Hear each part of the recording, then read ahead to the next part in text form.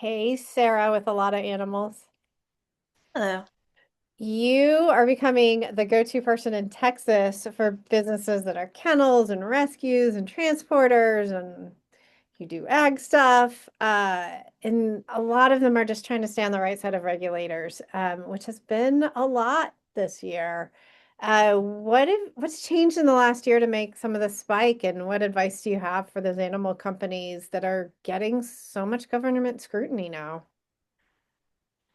We're seeing a lot of randomized inspections, which purportedly have always been a thing, but for whatever reason, they seem to be hitting people a lot harder this year.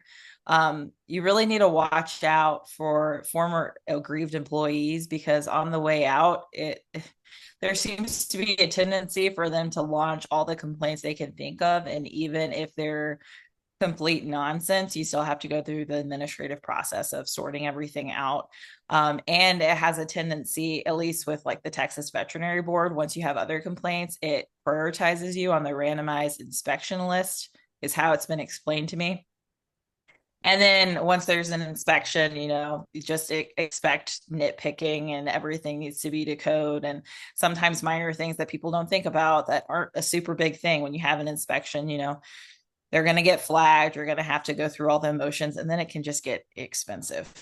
Um, Yeah, I you will know that. say that there's certain, yeah, I will say there's certain administrative entities that have been easier to work with than others. For example, at least when you get flagged by the veterinary board, they give you something in writing they want you to respond to.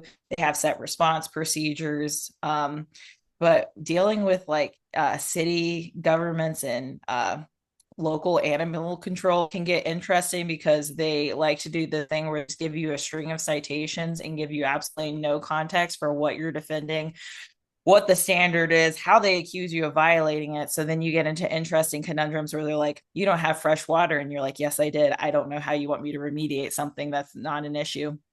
And you can get in these really circular, interesting arguments that, dang, they can get expensive and time consuming. This employment lawyer loves hearing that you should have appropriate employment situations to prevent all the government inspection and agency activity that follows if you don't.